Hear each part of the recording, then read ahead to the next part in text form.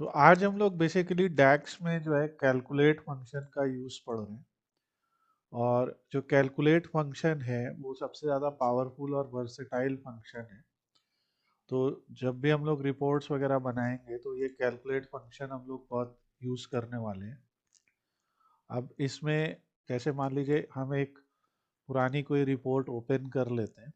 ये हमारी एक रिपोर्ट है जिसमें हमने ट्रांसफार्मर की एफिशिएंसी को निकालने का यहाँ पे कैलकुलेशन किया था, एक डैशबोर्ड बनाया था। जो इलेक्ट्रिकल ट्रांसफार्मर होते हैं उनके इनपुट वोल्टेज होता है, लोड करंट होती है, कोर लॉस होता है। आप इस डेटा को किसी भी अदर डेटा सेट के साथ कंपेयर कर सकते हैं। जैसे अगर यही मान लीजिए एक फाइनेंशियल डेटा होता है बिजनेस का, तो यहाँ पे आपके पास कैटेगरीज होती हैं। जैसे प्रोडक्ट का नाम होता, प्रोडक्ट कैटेगरी होती, वो कौन से रीजन में सेल हुई, उसकी सेल कितनी थी, ऐसा डेटा होता। तो ये अगर एक इलेक्ट्रिकल अप्लायंस का या एक इंडस्ट्रियल अप्लायंस का डेटा है तो उसमें कुछ टेक्निकल स्पेसिफिकेशंस हैं कि कोर लॉस कितना हुआ, कॉपर लॉस कितना हुआ, कोर मटेरियल क्या है। एक ट्रांसफार्मर जो बनता है तो उस ट्रांसफार्मर में आपने सुना होगा कि एक प्राइमरी वाइंडिंग होती है, एक सेकेंडरी वाइंडिंग होती है। वो एक कोर के ऊपर लपेटी जाती है और प्राइमरी वाइंडिंग से सेकेंडरी वाइंडिंग की तरफ वोल्टेज स्टेप अप या स्टेप डाउन होता है। You can read about it. और एक आइडियल ट्रांसफार्मर वो होगा जिसमें जितना पावर इनपुट में है उतना ही पावर आउटपुट में हो। उसकी एफिशिएंसी 100% होगी, पर वो कभी हो नहीं सकता, प्रैक्टिकली पॉसिबल नहीं। तो ऐसा एक डेटा सेट है। अब यहाँ पे हमारे पास एफिशिएंसी दी हुई है और कोर मटेरियल दिया हुआ है। ठीक है। ट्रांसफार्मर में कूलिंग होती है ऑन एफ या ऑन एन या ड्राई टाइप। ठीक है। तो oil natural, air natural, oil natural, air forced या ड्राई टाइप, ऐसे तीन तरह की कूलिंग है। कोर का मटेरियल है तो, या वाइंडिंग की जैसे मैंने बात की, तो दो मेटल होते हैं, एल्यूमिनियम की कहीं कहीं और ज़्यादातर इंडस्ट्रियल केस में कॉपर की। तो ऐसा डेटा दिया है। अभी इसी में मान लीजिए मैं आपसे एक सिंपल सा सवाल करता हूँ कि हमारे पास दो तरीके के वाइंडिंग मटेरियल दिए हैं। ठीक है, जो यहाँ पे हमें दिख रहे हैं।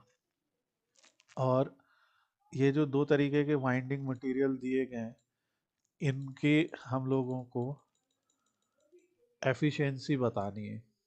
तो आपने एक वाइंडिंग मटेरियल सेलेक्ट कर लिया और एक एफिशिएंसी सेलेक्ट कर लिया, तो इससे आपको सम ऑफ एफिशिएंसी पता चल गया। पर एफिशिएंसी जो कि एक परसेंटेज में है, उसका सम निकालने का कोई मतलब नहीं है। हम लोग इसका एवरेज, मिनिमम या मैक्सिमम पे ज़्यादा फोकस करेंगे।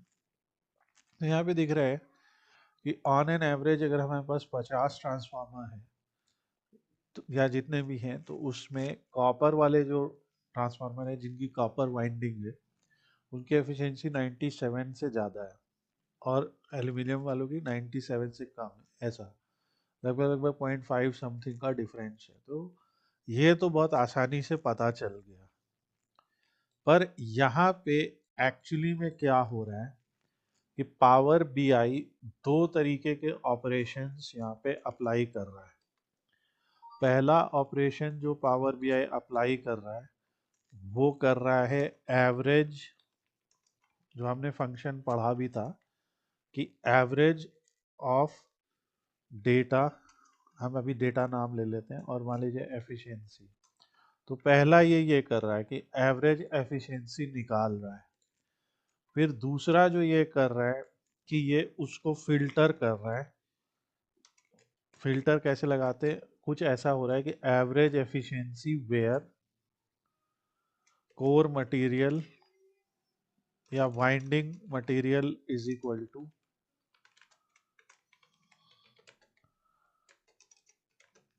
कॉपर। और दूसरा ये कैलकुलेशन कर रहा है तो और सेलेक्ट आपको भी पता है, जैसे हम एसक्यूएल के टर्म्स में लिखें तो कुछ ऐसा, select average efficiency where winding material equal to copper and select this where winding material is equal to aluminium। ठीक है, तो कहीं कहीं एल्यूमिनियम बोलते हैं, चलो हम एल्यूमिनियम लिख देते हैं, जैसा डेटा में दिया होगा वैसा आप लोग एल्यूमिनियम पढ़ते हैं। सो ये पहला क्वेश्चन आप लोग से, ये सिंपल एसक्यूएल क्वेरी आपकी समझ में आ रही है कि नहीं?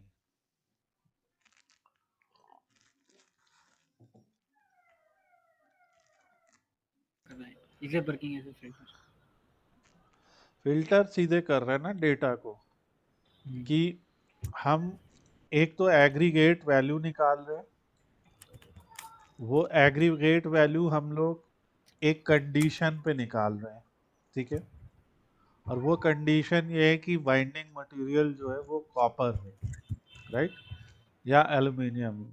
तो अगर आपसे कोई सिंपल एक सवाल पूछ ले कि कॉपर कॉपर बाइंडिंग मटेरियल वाले ट्रांसफार्मर्स की एवरेज एफिशिएंसी कितनी है, तो ये कैसे निकालोगे आप समझ रहे हो बात? सो जैसे हमारे एक सिंपल सा क्वेश्चन हो, हम यहाँ पे इंसर्ट कर देते हैं average efficiency of copper winding transformers, spelling बाद में हम सही कर लेंगे।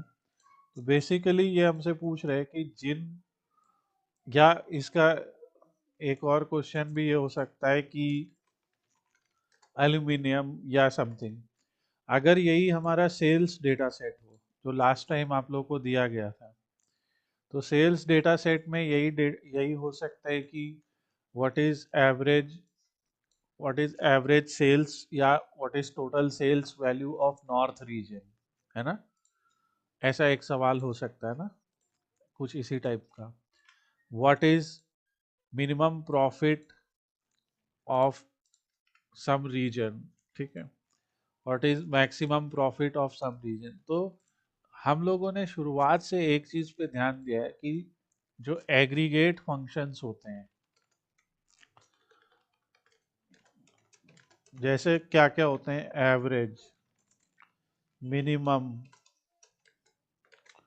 मैक्सिमम, ठीक है, और सम, ये सारे जो फंक्शंस होते हैं, काउंट, ये सारे फंक्शंस हमारे एक तरीके के एक्सप्रेशंस होते हैं पावर बीआई में, ठीक है, ये एक्सप्रेशंस हैं, और इन एक्सप्रेशंस को एक फिल्टर के साथ यूज करना, एक या दो फिल्टर के साथ यूज करना, ये कैलकुलेट फंक्शन का काम है। तो जैसे एवरेज एफिशिएंसी ऑफ कॉपर कैसे निकालेंगे, यहाँ से राइट क्लिक करके न्यू मेजर बनाएंगे, ठीक है, और यहाँ पे हम कुछ ऐसे लिख देंगे copper winding TF efficiency, copper winding transformers efficiency, और ये कैसे निकलेगी, तो ये यूज होता है कैलकुलेट। अभी आपको यहाँ पे देखिए कैलकुलेट का एक फॉर्मूला नजर आ रहा है,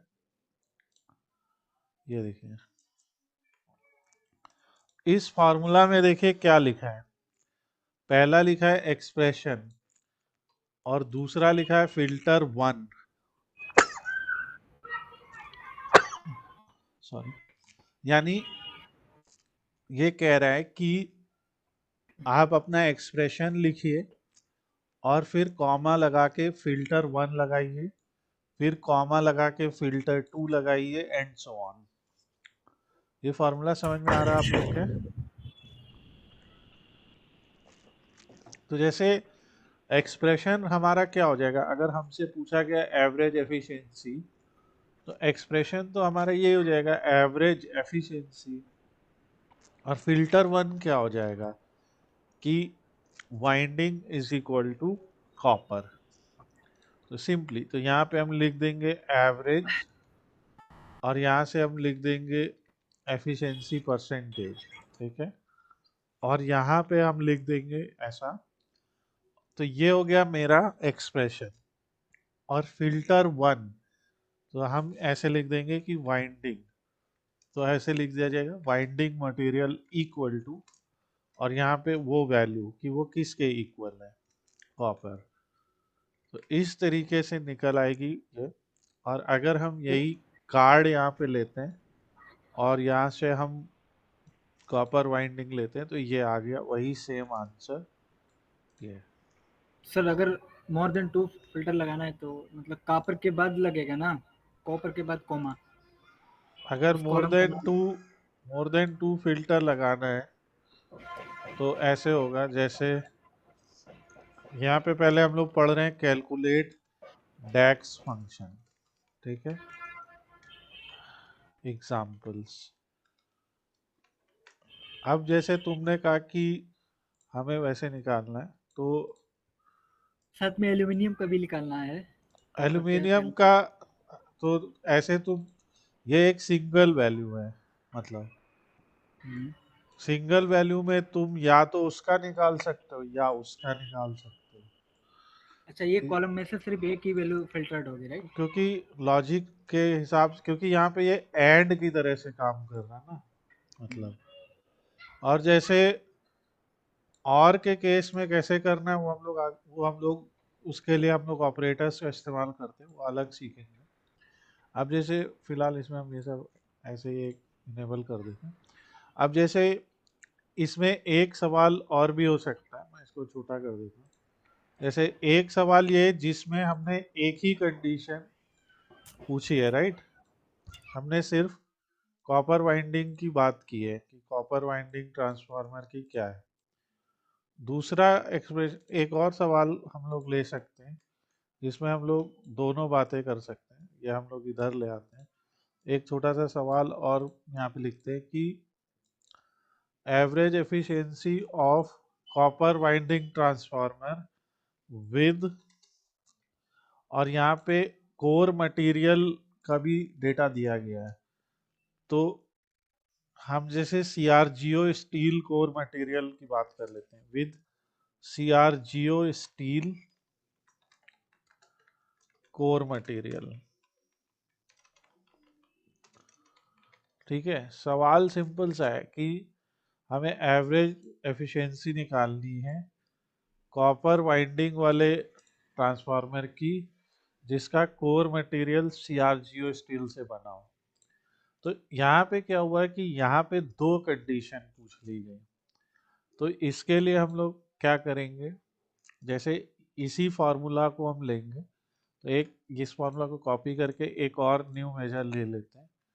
तो इसको हम लोग यहाँ पे निकाल लेते हैं efficiency C U and C R G O, ऐसा कुछ हम नाम लिख ले रहे हैं, उससे फर्क नहीं पड़ेगा। सो ये कैलकुलेट एवरेज ये वैसे ही रहेगा। तो ये है पहला फिल्टर, और कॉमा अगर हम लगा देंगे यहाँ पे, ठीक है, और फिर हम लिखेंगे ट्रांसफार्मर एफिशिएंसी, तो यहाँ से हम वो एफिशिएंसी ले लेंगे। और एफिशिएंसी, सॉरी गलत है, यहाँ पे हम पहले हमने बाइंडिंग मटेरियल ले लिया, अब यहाँ पे हम कोर मटेरियल ले लेंगे और इसमें लिख देंगे सी आर जी ओ स्टील, सी आर जी ओ स्टील।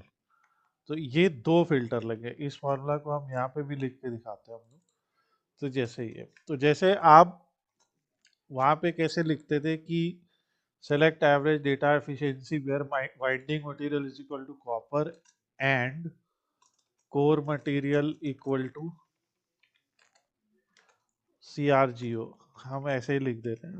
आप वहाँ पे ऐसे लिखते थे कुछ एसक्यूएल में। तो यहाँ पे बस आपने क्या किया है, कैलकुलेट फंक्शन में पहला आपने एक्सप्रेशन लिखा, फिर पहली कंडीशन लगाई, फिर दूसरी कंडीशन लगाई जिसमें दूसरे कॉलम का जिक्र है ये, ठीक है। तो ये फिल्टर का यूज और भी हम पढ़ेंगे जिसमें हम लोग मल्टीपल फिल्टर्स और कंडीशन और एंड ये भी सीखेंगे। पर ये कैलकुलेट फंक्शन का यूज है जहाँ पे आप इजीली ऐसे कैलकुलेशंस कर सकते हैं। अभी जैसे एक जब कैटेगोरिकल डेटा हम लोग को मिलता है, जैसे मान लीजिए एक डेटा सेट दिया हो, जैसे हम लोगों ने बहुत सारे पढ़े, तो हमने जैसे नॉर्थ विंड ही पढ़ा है, तो नॉर्थ विंड में जैसे मान लीजिए एक सवाल आपसे पूछ लिया जाए कि ऐसा प्रोडक्ट का नाम बताइए जिसका यूनिट प्राइस 50 से बड़ा हो और जिसका यूनिट्स इन स्टॉक 10 से कम हो। ऐसे क्वेश्चन मैंने बहुत सारे करा है। यूनिट्स इन स्टॉक 10 से कम हो, ऐसा क्वेश्चन आपका करा है। तो यहाँ पे बस क्या रख देंगे कि unit price greater than unit in stock, ऐसे। तो ये, या जिसका यूनिट प्राइस 50 रुपये हो और यूनिट इन स्टॉक 10 हो, तो ऐसे करके एक आपका बनेगा। इसको डैक्स में कैसे लिखना है, आपको उस टेबल का नाम और फिर उस कॉलम का नाम और फिर उससे कंपेयर करना है। यहाँ पे single equal to comparison operator है, जैसे आपके एसक्यूएल में भी होता था। तो ये हो गया। इसको जब हम लोग रन करेंगे तो ये हमारा सेकंड निकल के आएगा, और यहाँ से हम लोग अगर हम रखते हैं तो ये देखिए ये डिफरेंट वैल्यू आ रही है, ये वैल्यू आ रही है 97.24। तो ये हमारा जो है दूसरा एग्जाम्पल हो गया। तो ये चीज समझ में, अक्षर आपकी समझ में आ रहा है? ये इस तरीके के ही सवाल आपके रहेंगे। इसको आप एक्सप्लेन करेंगे एक बार, क्या है यहाँ पे लिखा। और मान लीजिए तीसरा फिल्टर लगाना हो तो क्या करेंगे?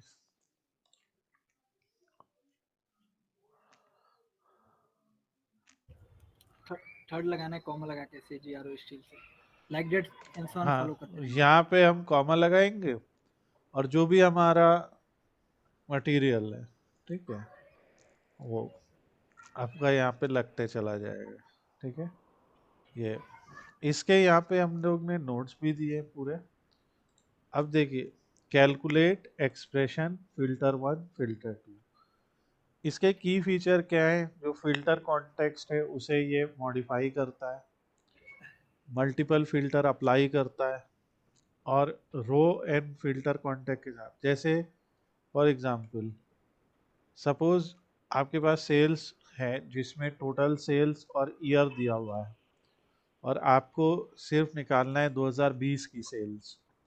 तो आप लिख देंगे calculate sum of sales where sales year equal to 2020। ठीक है, ये मल्टीपल फिल्टर लगाने के लिए सेल्स ईयर 2020 है और प्रोडक्ट कैटेगरी मान लीजिए कोई कैटेगरी है। अब जैसे इसमें एक और चीज भी होती है कि you can also use DAX functions that return a table of values as filter। All. तो इसमें all फंक्शन का भी यूज आ रहा है, इसको हम लोग अलग से पढ़ेंगे। ये इसका काम होता है कि अगर कोई फिल्टर अप्लाई हुआ है तो उस फिल्टर को रिमूव कर देना। ठीक है, इसको हम लोग अच्छे से पढ़ेंगे। ये जो ऑल का काम क्या होता है कि कोई अप्लाई हुआ है तो उसे रिमूव कर देना, ये हम आगे पढ़ेंगे। इसका एक एडवांस यूजेज भी है कि इसके अंदर हम लोग फिल्टर फंक्शन का भी इस्तेमाल कर सकते हैं। तो you can use filter function within calculate to create more complex condition. जैसे यहाँ पे दिया है कि सम ऑफ सेल्स हमें निकालनी है, जहाँ पे हम फिल्टर कर रहे हैं सेल्स टेबल को जिसमें टोटल सेल्स 1000 से ज़्यादा हो। तो यहाँ पे एक और फंक्शन आ रहा है फिल्टर फंक्शन, तो हम लोग इसे भी पढ़ेंगे। आप ये नहीं समझिए कि हम लोग ये पढ़ रहे हैं, हम एक क्लास रहेगी ऑल फिल्टर इन सब पे। देखिए फिल्टर का मैं आपको एक सिंपल सा केस दिखाता हूँ। जैसे फिल्टर का काम होता है कैलकुलेटेड टेबल बनाने के लिए। ठीक है, अभी आप लोग इस स्क्रीन को देखिए और मुझे बताइए इसमें कितनी रोज हैं। सामने दिख रहा टू है। Fifty rows. Two two fifty fifty ना, रोज। ये दिख रहा है। ओके।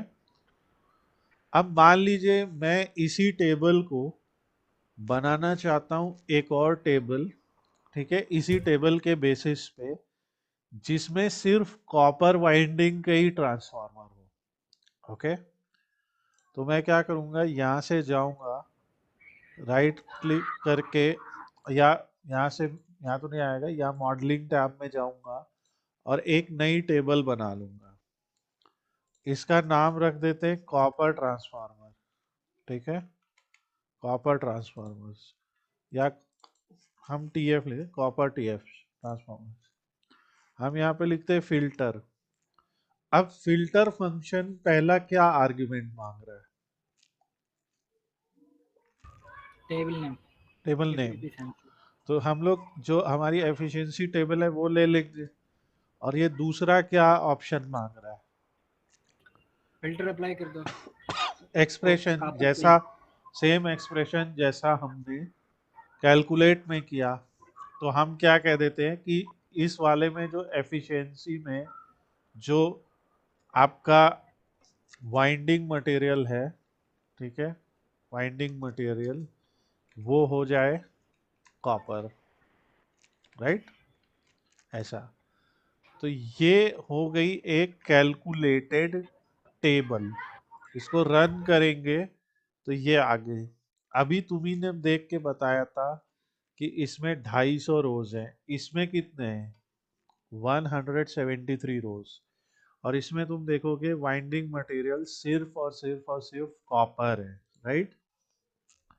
तो इस तरीके से पूरी की पूरी टेबल को भी निकाला जा सकता है। तो जो कैलकुलेट फंक्शन है वो एक सिंगल वैल्यू रिटर्न करता है और फिल्टर करके, और जो फिल्टर फंक्शन है वो क्या करता है? फिल्टर फंक्शन एक पूरी टेबल रिटर्न करता है, राइट, ऐसा है। तो ये, रिलेशनशिप में भी तो दिखती हाँ, तो इस वो अलग आ गया। अब जैसे अगर इस टेबल में से, कॉपर वाले टेबल में से, अब अगर हम एवरेज एफिशिएंसी निकालेंगे तो वो तो सीधे कॉपर की ही एवरेज एफिशिएंसी निकलेगी ना, राइट, क्योंकि यहाँ पे सिर्फ और सिर्फ कॉपर ही है। तो ये भी एक तरीका है। तो आज आप लोग को याद रखना है, calculate and filter tax functions in power BI. ये बहुत इजी से फंक्शंस हैं याद रखने के लिए। आप लोग के पास बहुत सारे डेटा सेट्स हैं, हमारे पास पूरे के पूरे एग्जाम्पल्स हैं, और आप उन एग्जाम्पल्स को यूज़ कीजिए, ठीक है। और यहाँ पे इवन जो हमने नोट्स दे रखे हैं इसमें भी आप देख सकते हैं। एक और आता है कि कैलकुलेट फंक्शन को नेस्टेड करना। जैसे देखो, कैलकुलेट किया, जैसे हमने कोई मेजर ले लिया, जैसे कैलकुलेट टोटल सेल्स, फिर फिल्टर किया, वो कैलकुलेट टेबल जो हमने लिया, ठीक है, और इसमें हमने जो भी टेबल हमने बनाई अभी कि जिसमें 2020 हो, और ये एक फिल्टर लगा, ये दूसरा फिल्टर लगा, ठीक है। पर मैं नेस्टेड मेजर आपको अभी नहीं पढ़ाऊंगा क्योंकि अभी आपको ये कंफ्यूजन लगेगा। आज आप लोग प्रैक्टिस कीजिए simple calculate and filter function, ठीक है। इससे आपको आइडिया लगेगा कि कैलकुलेट और फिल्टर फंक्शंस आपस में कैसे काम करते हैं, और एक से कैलकुलेटेड टेबल आप बना सकते हैं, एक से कैलकुलेटेड मेजर। और जैसा मैंने बताया कैलकुलेट फंक्शन के अंदर भी फिल्टर फंक्शन नेस्टेड यूज किया जा सकता है, जो मैं आगे बताऊंगा आपको।